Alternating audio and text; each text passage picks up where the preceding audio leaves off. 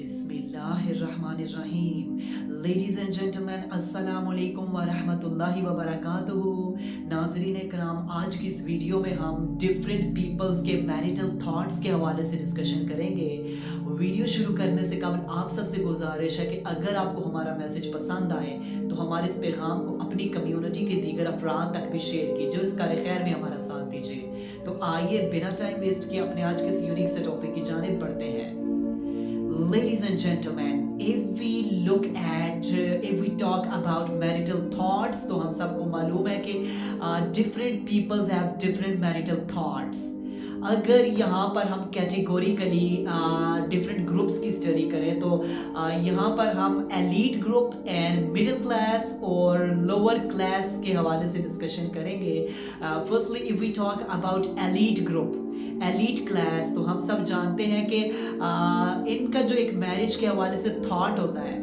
If we talk about cousin marriage, तो हम सबको मालूम है कि इस तबके को मोस्टली अगर हम कहते हैं जो हाईली क्वालिफाइड तबका, हाईली क्वालिफाइड क्लास, यानी कि जो पढ़े लिखे तबका जिसे हम कहते हैं, तो हम सबको मालूम है कि most of the times mostly they peoples are against cousin marriage, और वो अपने साइंटिफिक बिहाफ पे, अपने एजुकेशनल बिहाफ पे, अपने रिसर्च की बिहाफ पे वो दलाइल देते हैं कि कज़न मैरिजेस जो है वो फेलियर का शिकार हो सकती हैं। उसमें जो अगली जनरेशन है उन पे डिसेबिलिटी का टैग लग सकता है, लिहाजा इनके ये दलाइल हैं। लेकिन अगर हम इसको डेप्थ में स्टडी करें तो क्या वाकई ही ऐसा होता है? हम इसको यहाँ पर डिफरेंट एंगल से देखते हैं। सबसे पहले हम इसको कुरानिक लेंस से अगर देखें तो हमें मालूम है कि कुरान तो कज़न मैरिज को सपोर्ट कर रहा है। जब आप सूरह अल हुजरात कुरान करीम के चैप्टर नंबर 33 वर्स नंबर 50 के बाद आप स्टडी करते हैं तो उसमें तो कुरान कज़न मैरिज को सपोर्ट कर रहा है, और कुरान कहता है कि अपने चचा, अपनी फुफ्फो, अपने मामू और खाला की बेटियों से शादी करो। इसके अलावा आप देखते हैं तो अगर हम सीरा की स्टडी करें तो हुजूर अलैहिस्सलाम, प्रॉफिट मोहम्मद अलैहिस्सलाम ने भी अपनी कज़न से भी मैरिज की थी, जो हमारी उम्महात बनी, हमारी अम्मी बनी, आपको मालूम है, तो वो सक्सेसफुल मैरिज रही। इसके अलावा आप जानते हैं शेर खुदा हजरत अली उल मुर्तज़ा रज़ियल्लाहु अन्हु, जो अपने कज़न की बेटी हुजूर अलैहिस्सलाम की लाडली साहिबजादी से मैरिज करते हैं। कज़न की बेटी से निकाह हो रहा है, जो आगे जाकर इतना सक्सेसफुल हुआ कि अल्लाह ताला ने हसन और हुसैन जैसे शहजादे अता किए, जो जन्नती नौजवानों के सरदार बने। इसके अलावा आप बड़े बड़े लोगों की भी और स्टडी कर सकते हैं, और आज के मॉडर्न एरा में भी आप देख सकते हैं। आप अपने इर्द गिर्द, अपने रिलेटिव्स में, अपने फ्रेंड्स में, अपनी सोसाइटी में, अपने गली मोहल्ले में देखें वो लोग जिनकी कज़न मैरिजेस हुई हैं।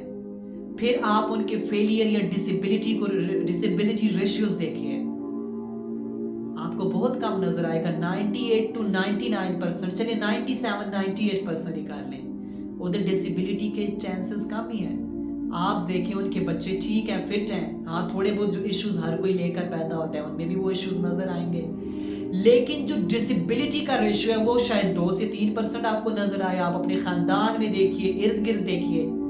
तो लिहाजा ये जो साइंटिफिक बिहाफ पे डिसेबिलिटी का टैग लग जाने वाले अंदेशे हैं या दलाइल हैं, ये बहुत वीक हो चुके हैं। अगर हम इसे सोशली देखें, अगर हम इसे रिलीजियस पॉइंट ऑफ व्यू से देखें, और इसके अलावा अगर हम दूसरे नंबर पे एलीट ग्रुप ऑफ क्लास जो है, इनके जो और थॉट्स हैं कास्ट मैरिज के हवाले से, आपको मालूम है कि they people believe in out of caste marriage, यानी कि ये कास्ट के हवाले से इतने रिस्ट्रिक्टेड नहीं होते। दे पीपल बिलीव इन कि जहां मर्जी आप शादी करें, इनका बिलीफ होता है, और ठीक है, पॉजिटिव भी है, अच्छी बात है। और इसके बाद अगर हम second group of people, second class of people, जिनको आप मिडिल क्लास कहते हैं, लोअर क्लास कहते हैं, या जो आप हमारे पसमानदा इलाकों में लोगों को देखते हैं, विलेजेस में लोगों को देखते हैं, मोस्टली उनके क्या बिलीव्स होते हैं? They people believe in cousin marriages. वो कहते हैं ठीक है, भाई की बेटी हमने करनी है, बहन की बेटी हमने अपने बेटे के लिए करनी है।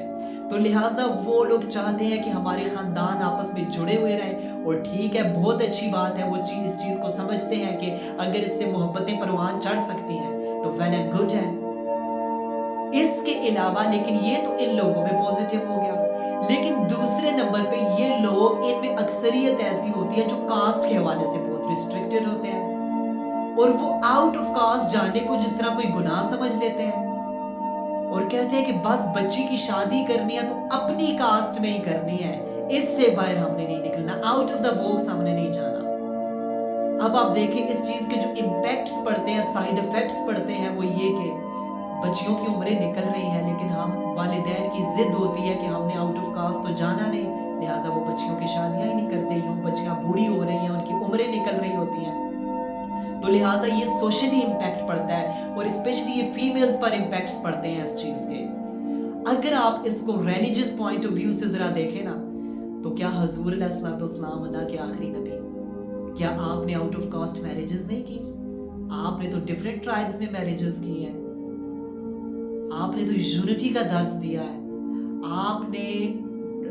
आपने कास्ट सिस्टम को नहीं देखा, बल्कि यहाँ तक आपको मिलेगा कि आपने वन ऑफ द जीविश लीडर, जो एक मशहूर यहूदी लीडर था, उसके यहाँ भी पैगाम निकाह भेजा उसकी बेटी के लिए।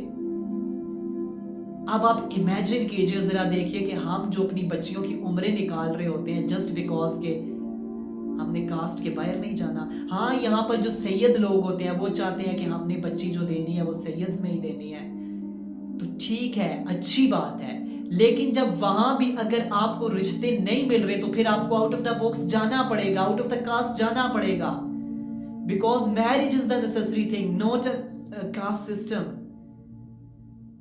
तो आज हम सबको चाहिए कि हम थोड़ा इन सोशल थॉट्स पर, मैरिटल थॉट्स पर काम करें ताकि हमारा जो शादी का इंस्टीट्यूशन है ये मजबूत हो। अल्लाह ताला से दुआ है कि अल्लाह ताला हमें सुने सुनाए पर अमल की तौफीक दे, वमा तौफीकी इल्ला बिल्लाह।